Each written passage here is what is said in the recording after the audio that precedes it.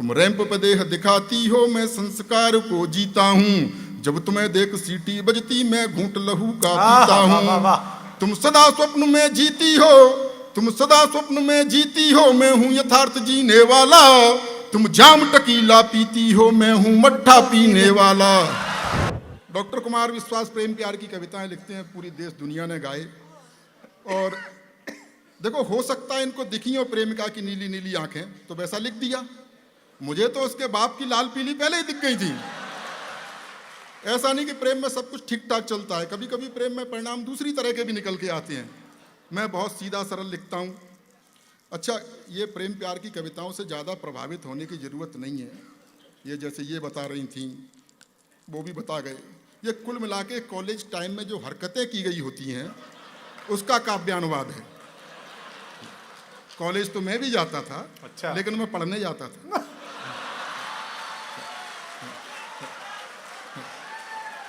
हाँ, प्रयास मैंने भी किए कि कोई प्रेमिका हो, पर कभी कभी परिणाम कैसे निकलते हैं बहुत सीधा सरल लिखता हूँ।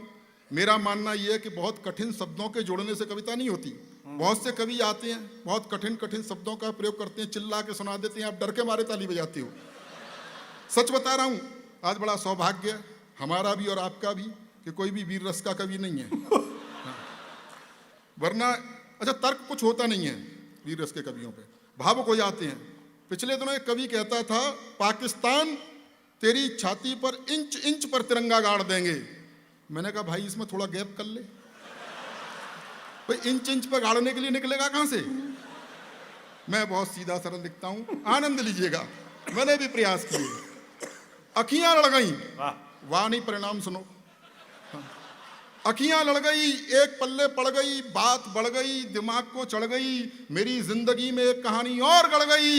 इजहार किया तो 3-4 जड़ गई, महीनों की आशिकी मिनटों में झड़ गई।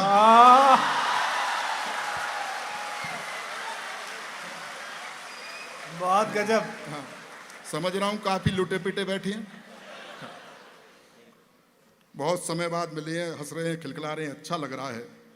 बहुत बुरा समय निकल के गया, कोरोना काल, 2 लॉकडाउन हमने झेले साहब, कितना बुरा समय था। और याद कीजिए पहला लॉकडाउन, कितने डरे हुए थे, सर्फ के पैकेट को सर्फ से धो रहे थे। अपनी ही घरवाली के साथ घर में बंद थे, उसी की शक्ल देखनी पड़ रही थी, ब्यूटी पार्लर तक बंद थी। बाद में सरकार को थोड़ी दया आई तो उसने शराब के ठेके खुलवा दिए, जैसे पी करके चुड़ैल भी सुंदर दिखाई देती है। मैं कोई जोक नहीं सुना रहा, ये सच्ची घटना है। उस समय 2 ही लोग सेवा कर रहे थे, आदरणीय पवन जी बैठे हुए हैं, पुलिस और डॉक्टर। डॉक्टर वैक्सीन लगा रहे थे, पुलिस बाहर निकलने पर कूट रही थी। डॉक्टर पूछ भी लेते थे कि पिछली बार किधर लगी थी, पुलिस नहीं पूछती थी। उस समय मेरी पत्नी लॉकडाउन में बोली, सुनो जी मेरी लिपस्टिक खत्म हो गई है, मेरी सहेली के घर से एक लिपस्टिक ले आओ। बाहर पुलिस। मैंने कहा तेरे जरा से होठ लाल करने के चक्कर में पुलिस मेरा क्या क्या लाल करेगी। हाँ, उन विषमताओं से हम निकले हुए हैं। बहुत अच्छे। आनंद लीजिएगा। डॉक्टर कुमार विश्वास जी ने मुक्तक लिखे, मैंने कुछ तुक्तक लिखे हैं। तुक्तक? हाँ, 1-2 तुक्तक आप तक पहुंचाना चाहता हूँ। इन्होंने लिखा, मोहब्बत सिर्फ एहसासों की पावन सी कहानी है, कभी कबीरा दीवाना था, कभी मीरा दीवानी है। मैंने कहा करके देखो मोहब्बत है क्या। हाँ। मोहब्बत सिर्फ खर्चों की बड़ी लंबी कहानी है। कई लोगों की चीख निकल गई, समझ रहा हूं सबका बजट बिगड़ा हुआ है। मोहब्बत सिर्फ खर्चों की बड़ी लंबी कहानी है, कभी पिक्चर दिखानी है, कभी साड़ी दिलानी है। मास्टर रोज कहता है कहाँ है फीस के पैसे, मास्टर रोज कहता है कहाँ है फीस के पैसे, उसे समझाऊं मैं कैसे, मुझे छोरी पटानी है। वाह वाह, शायरी के पार की लोग हो आप। एक तुक तक और सुन लीजिए। कि किसी कमनीय कन्या का कहीं पर दीद हो जाए, वाह, किसी कमनीय कन्या का कहीं पर दीद हो जाए, संभव है नहीं उस पल सभी की ईद हो जाए। एंटी रोमियो स्क्वाड वाले घूमते हैं अब, एंटी रोमियो स्क्वाड वाले घूमते हैं अब, न जाने कब कहां पर आपकी बकरीद हो जाए। एक तुक तक और सुन लीजिए। हाँ, युवा पीढ़ी के लोग बैठे हैं, कुछ लोग जोड़े से आए हैं और हंस भी रहे हैं। अब जिनकी हो गई है उनका तो मैं क्या कर सकता हूं। विवाहित भारतीय विवाहित महिला की पहचान होती है कि उसके गले में मंगलसूत्र यहाँ तक लटका होता है। विवाहित पुरुष की भी पहचान होती है, उसकी गर्दन यहाँ तक लटकी होती है। लेकिन जो बचे हुए हैं, एक तुक तक सुन लीजिए और आनंद लीजिए। हाँ भाई, ये बीवी तो मुसीबत की ही लेकर आएगी आंधी, अच्छा, ये बीवी तो, मैं तो झेल रहा हूं, आप भी झेल ही रहे होंगे। ये बीवी तो मुसीबत की ही लेकर आएगी आंधी, गुलामी में ही जियोगे न कुछ कर पाएंगे गांधी। अरे कुछ सीख लो अपने बड़े सलमान भाई से,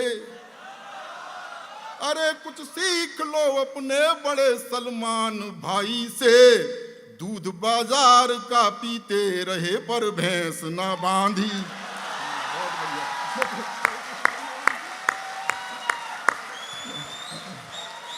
सीटी विटी रहने दो। पीछे से कह रहा है दोबारा में भी डेरी का पता नहीं आएगा। भास्कर परिवार को बहुत बहुत बधाई देना चाहता हूं कि आदरणीय पिताजी की स्मृति में वो कवि सम्मेलन कराते हैं, वरना कुछ भी करा सकते थे। रॉक पॉक तमाम तरह की चीज़ें चल रही हैं आजकल। डॉक्टर कुमार विश्वास जितना पैसा लेते हैं उसमें बहुत कुछ हो सकता है। अबे मैं फिर आया हूँ मूर्ख। अच्छा, ये हर बार ऐसे ही कहते हैं।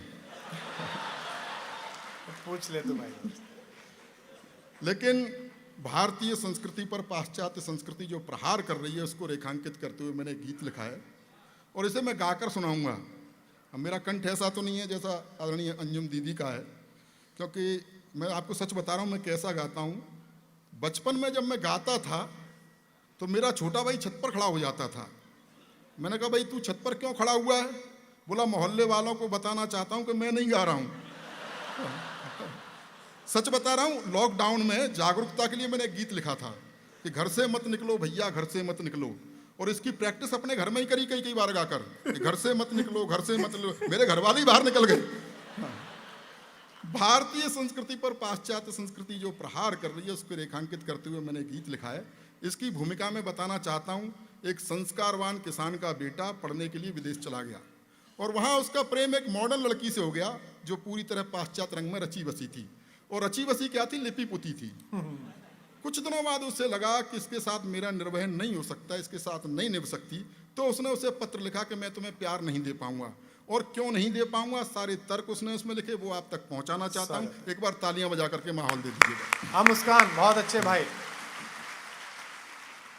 ओ कंप्यूटर युग की छोरी, ओ कंप्यूटर युग की छोरी, मन की काली तन की गोरी, किंच तो अपनी बाहों का गलहार नहीं दे पाऊंगा, करना मुझको माफ, मैं तुमको प्यार नहीं दे पाऊंगा। यो कंप्यूटर युग।